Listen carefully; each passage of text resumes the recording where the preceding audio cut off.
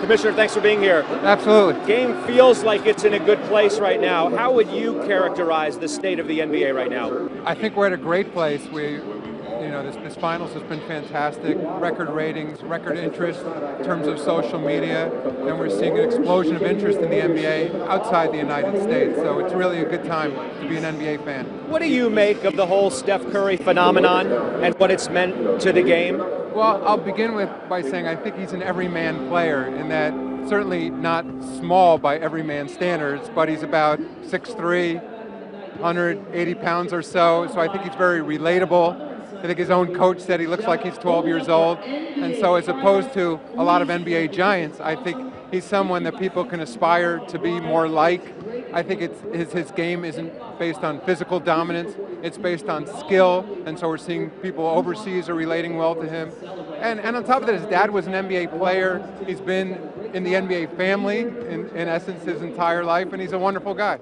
What do you think he's meant to the NBA? What do you think his rise in popularity has meant to the league? It's hard to measure precisely, because here, in addition to being a great guy and a great player, of course he was on a championship team last year, and it's a true team effort. But there's no doubt that he's a player that people love around the world, that people love to follow, and his rise has, of course, come at the same time that we've seen an explosion in social media. So I think that's part of what makes him so appealing as well.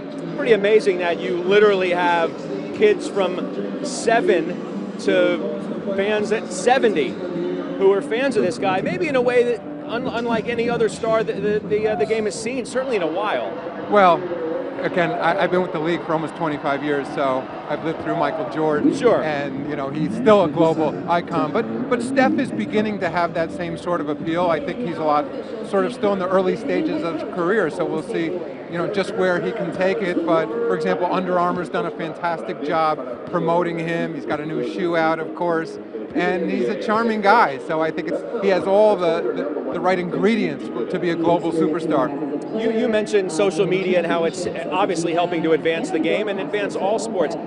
How are you utilizing new technology, social media and otherwise, to advance the game? Well, one of the things is we encourage our players and our teams to put themselves out there from a social media standpoint. Our teams, are regular tweeting, they're on Facebook, they're on Instagram, they're on all the major social media platforms, as are our players. They understand there are rules that they have to live within. They're employees of the NBA at the end of the day, and they have to be careful just like they have to be talking to the media. But having said that, we encourage them to be multidimensional, to show all parts of their personalities, the music they listen to, the clothes they wear, and to communicate directly with their fans. And I think it's added a whole new dimension for our fans and a way to get closer to our players. You feel like you've embraced new forms of technology, maybe more so than other leagues have looked at to try and advance your game? I don't know. It's hard to compare us to other leagues. I think we have certain advantages.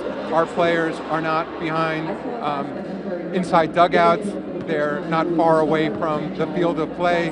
They're not wearing uniforms that cover their entire body. Their faces aren't concealed by helmets. And so I think that's part of their attraction. So I think I think the other leagues are doing a tremendous job as well, but we have certain advantages. Also, look at the proximity of our courtside season ticket holders to those athletes, and I think part of what we've tried to do through digital media and social media is replicate that courtside experience. Everyone's always said that's the best seat in all of sports, sitting courtside in an NBA game. So we're using all those technologies to try to replicate that for fans everywhere, many of whom not only will never be in an NBA arena, but most will never even be in the United States. Your game has obviously gone global in a big way. When you see China, what do you see there? Well, number one, I see it as our next largest market outside the United States in terms of revenue. We have a huge deal with Tencent, an enormous media company. We stream over 600 games per season. Our finals are being streamed on Tencent. In addition, we've had a long-time deal with CCTV, China Central Television. So we're, mainstream TV, mainstream digital media, and in addition, huge number of followers on social media. In fact, it's estimated that we have up to 300 million people who follow basketball in China. So we see it as a big market already, but one that is continuing to grow, and one that, for all we know, could surpass the United States one day. What keeps you up at night? What's the risk to this story? So much keeps me up at night. I mean, part of it is the transformation of television as we know it. I'm spending a lot of time watching the trends in terms of paid television. That's still the mainstay of our business, certainly in the United States, so I'm very interested to follow those trends. But for example, our partner ESPN is doing a wonderful job transferring its customers, in many cases, from traditional television onto their app.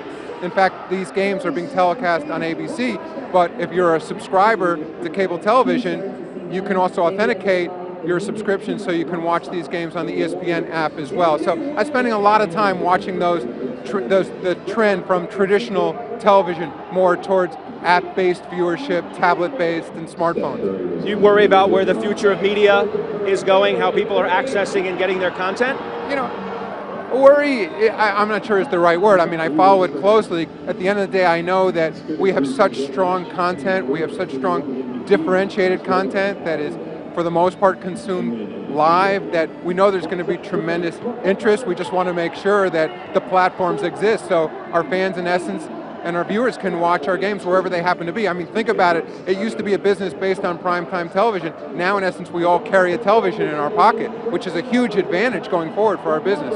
You're in the very, very early stages of labor. I don't even know if we're at the negotiating stage yet, but you've engaged at least. Are you concerned at all that that could be one thing that could upset your story? Not concerned. The discussions have been very constructive. There's a great thing going now for the teams and our players. Record growth this past season.